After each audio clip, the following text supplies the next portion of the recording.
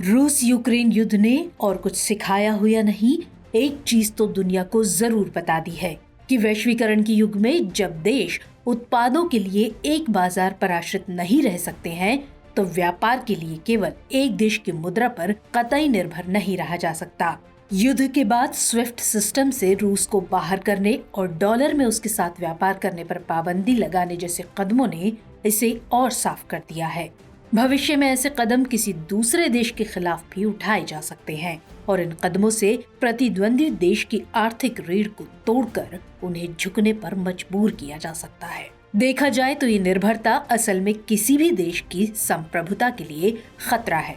दूसरी तरफ silicon valley और स्विस बैंक के डूबने से ये खतरा भी बढ़ गया है कि देश की मुद्रा पर निर्भरता 1930 के दशक की महामंदी को वापस ला सकती है।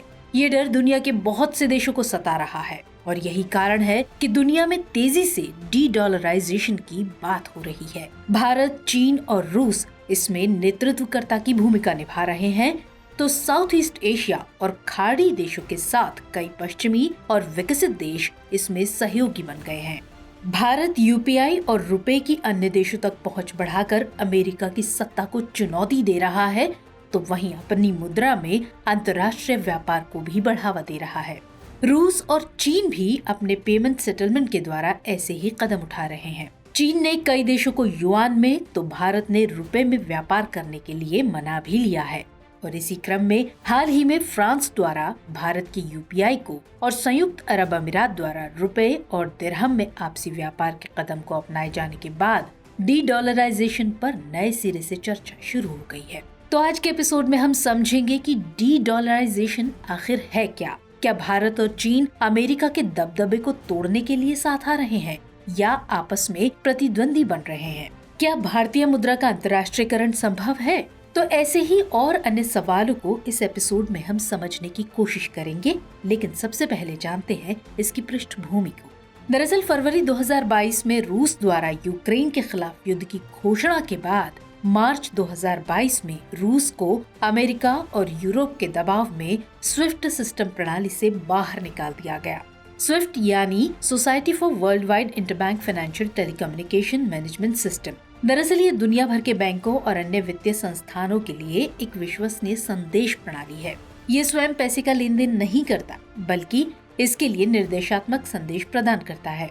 और इसी के विकल्प के रूप में 2014 में रूस ने SPFS का विकास किया था, तो वहीं दूसरी तरफ चीन ने भी CIPS यानी cross border interbank payment system का विकास किया है। हालांकि इन दोनों में बैंकों की संख्या काफी कम है, लेकिन आपस में व्यापार का एक विकल्प तो है ही। वहीं निर्बाध सीमा पार लेन देन को सक्षम करने के उपायों के बीच यूनिफाइड पेमेंट इंटरफेस या UPI जैसी भारत की डिजिटल भुगतान प्रणाली को आकर्षक बनाने के लिए भारत ने भी मेहनत शुरू कर दी। दूसरी तरफ डॉलर में व्यापार के कारण लगातार बाजार में होते उतार चढ़ाव से भी देशों की अर्थव्यवस्था को नुकसान उठाना पड़ रहा है। भारत जैसे विकासशील देशों में अमेरिका के फेडरल बैंक की दर बदलने का असर प्रभावी रूप से नजर आता है और जिससे देश की अपनी राजकोषीय व मौद्रिक नीतियां तक प्रभावित होने लगती हैं। ऐसे में डॉलर पर अपनी निर्भरता कम करने के लिए भारत और चीन जैसे देशों ने अंतर्राष्ट्रीय व्यापार में अपनी मुद्रा का अंतर्राष्ट्रीयकरण शुरू कर दिया। डॉलर पर इसी घटती निर्भरता को हम डी डॉलराइजेशन के नाम से जानते हैं। डी डॉलराइजेशन की इस दौड़ में भारत, रूस और चीन के साथ कई दूसरे देश शामिल हो गए हैं। कई बहुपक्षीय संगठन भी इसमें शामिल हो रहे हैं और इसी क्रम में अप्रैल 2023 में जब ब्राजील के राष्ट्रपति लूला डी सिल्वा ने चीन का दौरा किया, तो उन्होंने ब्रिक्स देशों से डॉलर से दूर जाने की अपील की। उनकी इस यात्रा के बाद ब्राजील और अर्जेंटीना ने डॉलर की बजाय युआन का उपयोग करके चीन के साथ व्यापार करना शुरू कर दिया। इसी तरह जब मलेशियाई राष्ट्रपति अनवर इब्राहिम ने अप्रैल 2023 में चीन का दौरा किया, तो उन्होंने डॉलर के उपयोग से बचने के लिए एशियाई मुद्रा कोष का विचार रखा। बांग्लादेश भी इस दौड़ में शामिल होते हुए परमाणु ऊर्जा संयंत्र के लिए रूसी कंपनी रोसाटॉम को युआन में भुगतान कर रहा है। अप्रैल 2023 में ग्लोबल टाइम्स ने दावा किया था कि 70% चीन रूस व्यापार लेन देन में युआन और रूबल का उपयोग किया गया था। भारत भी रूस को युआन में ही भुगतान कर रहा है। इसी का असर रहा कि रूस पर लगाए गए पश्चिमी प्रतिबंधों के बावजूद रूस की अर्थव्यवस्था पर नकारात्मक असर नहीं हुआ। वैसे भारत का रुपया भी इस दौड़ में कहीं पीछे नहीं है।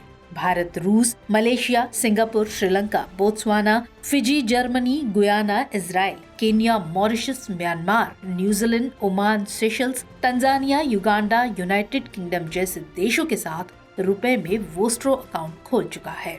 हाल ही में बांग्लादेश और संयुक्त अरब अमीरात ने भी भारत के साथ रुपए में व्यापार करने पर सहमति जताई है। वहीं भारत की यूपीआई रुपए जैसी भारतीय डिजिटल भुगतान प्रणालियां फ्रांस, सिंगापुर, संयुक्त अरब अमीरात, ओमान, सऊदी अरब, Malaysia, France, Belgium, Netherlands, Luxembourg, Switzerland, Nepal और भूटान सहित अन्य देशों में उपलब्ध हैं, जबकि कई अन्य देशों के साथ भारत की बातचीत भी जारी है। भारत रेमिटेंस के लिए इसके इस्तेमाल को बढ़ावा देना चाह रहा है। देखा जाए तो भारत इसको स्विफ्ट का विकल्प बनाना चाहता है, जहां पश्चिमी देशों के निर्णय से प्रभावित हुए बिना भारत आर्थिक संप्रभु बन सके। आज पूरे विश्व में यूपीआई ने रियल टाइम लेन देन में सभी को पीछे छोड़ दिया है और जिस तरह से व्हाट्सएप और ईमेल ने पारंपरिक तरीकों की जगह ले ली है, उसी तरह भारत चाहता है कि देश में मास्टर कार्ड, वीजा को और अंतर्राष्ट्रीय स्तर पर यूपीआई स्विफ्ट को रिप्लेस कर दे। हालांकि इसके लिए इसकी पहुंच भारत को बढ़ानी होगी और इस संबंध में भारत को अभी लंबा रास्ता तय करना है। अब बात करें भारतीय मुद्रा के अंतर्राष्ट्रीयकरण की, तो डीडॉलराइजेशन की इस दौड़ में भारत और चीन एक तरफ अमेरिका के प्रभाव को कम कर रहे हैं, लेकिन दूसरी तरफ एक दूसरे के प्रतिद्वंदी भी बनते जा रहे हैं। लेकिन इस प्रतिद्वंदिता में भारत कहीं पीछे रह जाता है, क्योंकि वर्तमान में भारत में पूंजी खाते में केवल पार्शियल कन्वर्टिबिलिटी या आंशिक परिवर्तनीयता है। भारत अभी पूर्ण पूंजी खाता परिवर्तनीयता यानी फुल कन्वर्टिबिलिटी में नहीं जा सकता, क्योंकि भारत अभी इसके लिए पूरी तरह से तैयार नहीं है और न ही वो खतरे मोल ले सकता है। वहीं आरबीआई के अनुसार 2021 में वस्तुओं के वैश्विक निर्यात में भारत की हिस्सेदारी मात्र 2.4% थी। इस कम हिस्सेदारी के कारण दुनिया के देश भारतीय रुपए को रखना पसंद नहीं करेंगे। भारत की $3 ट्रिलियन की जीडीपी दुनिया की जीडीपी का 3% भी नहीं है। वहीं भारत का चीन जैसे देशों से $100 अरब से भी अधिक का व्यापार घाटा है। तो ऐसे में भारतीय रुपया जल्द ही एक अंतर्राष्ट्रीय मुद्रा बन जाएगा, इसके आसार कम है। देखा जाए तो मुद्रा के अंतर्राष्ट्रीयकरण का मतलब है कि बड़ी संख्या में देश न केवल भारत से बल्कि अन्य जगहों से माल के विनिमय के लिए भारतीय रुपये का उपयोग करें, और ये तभी संभव है जब भारतीय अर्थव्यवस्था का अधिक से अधिक विस्तार हो। तो ऐसे में भारत को इस ओर भी तेजी से प्रयास करने होंगे। तो चलिए चर्चा को विराम देते हुए नोट कर लेते हैं आज का सवाल। डॉलर के वर्चस्व को तोड़ने के लिए भारत और चीन एक दूसरे के करीब जा रहे हैं या एक दूसरे से दूर? टिप्पणी करें।